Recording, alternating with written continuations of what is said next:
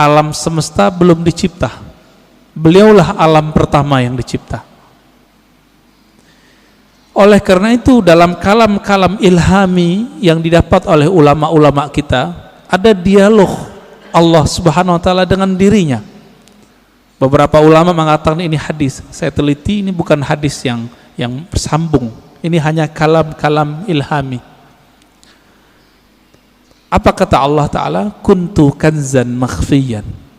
Aku adalah perbendaharaan yang tersembunyi. Yang disebut dalam hadis Bukhari, Kanallahu wa la syai'a ma'ah. Allah ada, tiada satu pun bersamanya. Rahasia, sangat rahasia. Lalu Allah mengatakan, fa ahbabtu an u'rafa. Lalu aku ingin dikenal. Aku cinta dikenal. Jadi yang boleh narsis itu cuma Allah. Yang boleh suka popularitas itu cuma Allah. Karena Allah punya rahasia disebut kanz, kanzan makhfiyan. Aku ingin dikenal, fa khalaqtul khalqa. Aku ciptakanlah makhluk. Siapa makhluk pertama? Allah ciptakanlah apa yang kita sebut dengan tiupan pertamanya. Allah meniup. Ini jangan salah faham. Ini contoh ayatnya. Fanafakhtu fihi min ruhi. Aku tiupkan dari rohku. Allah menyebut zatnya, rohnya. Maka Allah menamakan zatnya dengan roh, ruh. Hembusannya itu menjadilah apa yang kita sebut sekarang dengan Nur Muhammad sallallahu alaihi wasallam. Tapi sebelum Nur Muhammad, Allah itu mengenalkan dirinya bahwa dialah Ahad.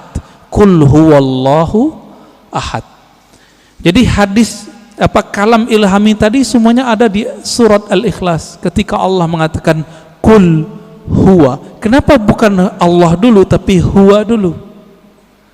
Dalam tradisi bahasa Arab, kata yang zahir mesti lebih awal daripada kata ganti. Huwa artinya dia. Apa arti dia? Ini kata ganti. Allah nama yang zahir. Oleh karena itu Imam Abdul Qahir Al-Baghdadi, Imam Ahlus Sunnah mengatakan, kalau ayat ini dimulai dari huwa, bukan Allah, seperti ayat kursi Allahu la ilaha illa hu, berarti huwa itu bukan nama ganti.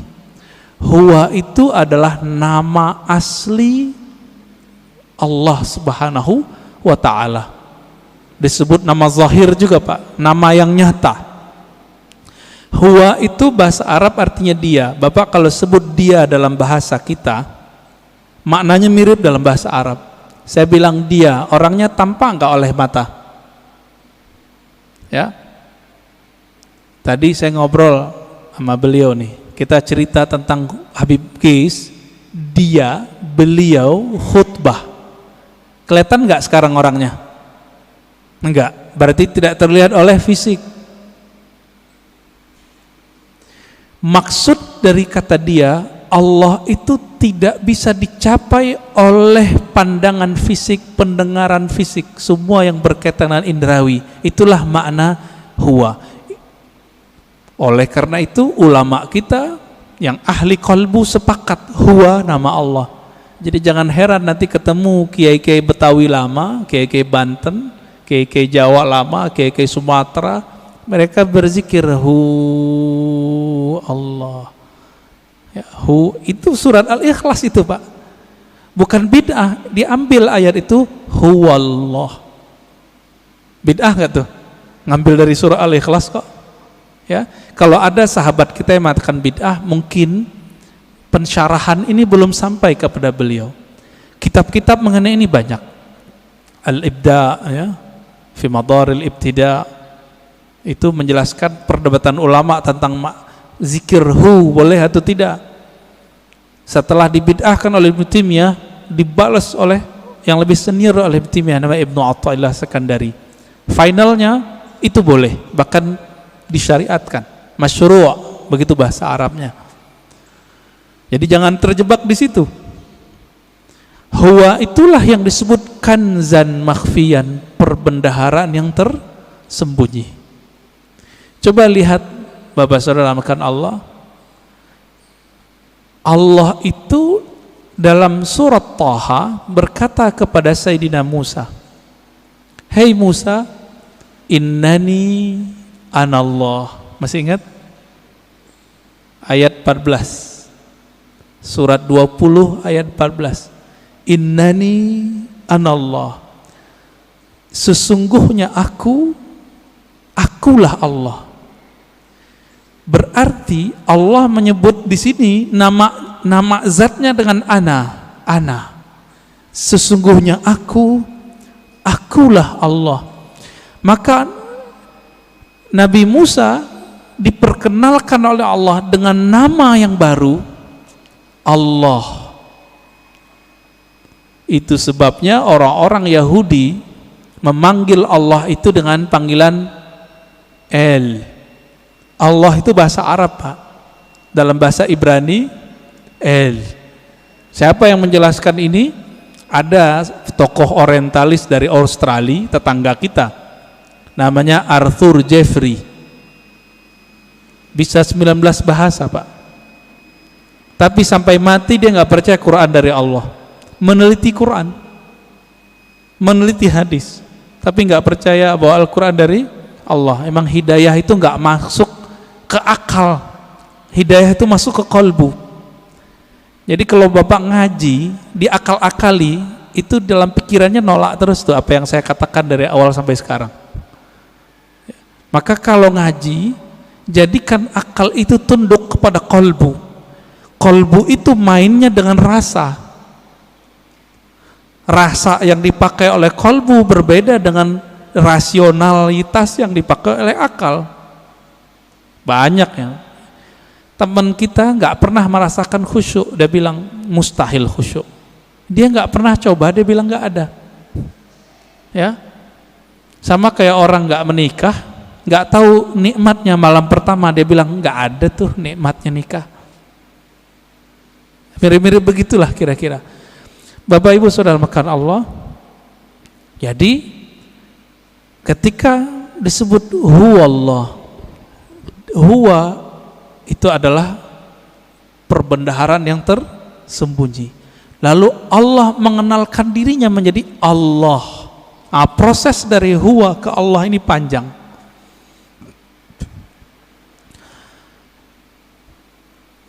Karena Allah ingin dikenal, maka Allah meniupkan dari ruhnya. Tiupan inilah yang disebut dengan tiupan yang bernama Ahmad.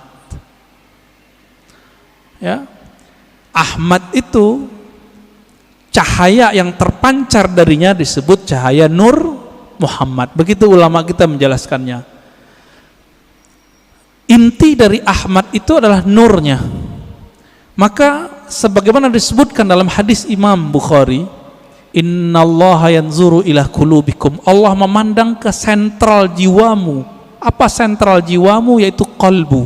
Qalbunya Ahmad adalah Nur Muhammad, maka Allah pandanglah nur itu. Pernah enggak Bapak Ibu saudara makan Allah, waktu dulu kita sekolah, kita dipelototin oleh guru kita, keringetan enggak?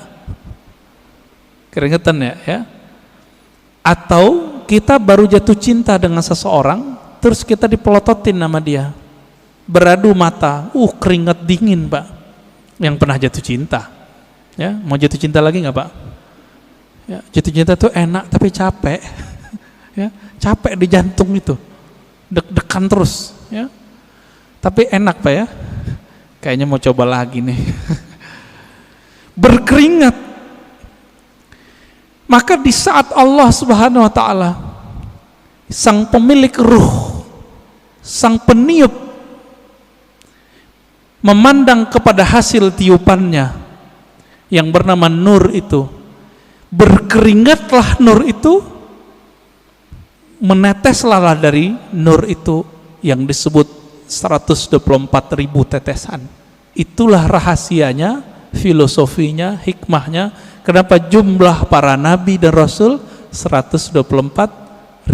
Hadis Imam Al-Hakim juga itu. Kok bisa 124.000? Ya ini dalilnya. Dalil rohaninya, dalil zawq qalbiyahnya. Yang Allah pandang apa? Nur Muhammad sallallahu alaihi wasallam. Yang itu yang Nabi Muhammad sallallahu alaihi wasallam mengatakan, kuntu nabiyan, aku sudah diangkat jadi nabi. Sudah dipandang oleh Allah. Itulah kenabian beliau. Inilah yang dikatakan beliau, aku sudah jadi nabi sebelum Nabi Adam. Inilah kata-kata dari Allah SWT, tidaklah aku utus engkau Muhammad kecuali rahmat untuk sekalian alam. Alam pertama itulah bernama alam, ya, tetesan itu, alam nur itu. Dan kabar gembiranya Bapak Ibu yang melakukan Allah, saudara, semoga kita termasuk bagian ini ya. 124.000 itu kan semua semua nabi dan rasul. Karena Nabi Muhammad mengatakan la nabiyya ba'di, tiada nabi lagi setelahku. 124.000 itu masih ada enggak? Masih. Tapi pangkatnya sekarang bukan seorang nabi. Pangkatnya adalah seorang wali. Ala inna awliya Allah la khaufun alaihim wala hum yahzanun. Tapi qalbunya itu warisan dari qalbunya para nabi. Inilah makna hadis al ulama warasatul anbiya. Ulama itu mewarisi nabi.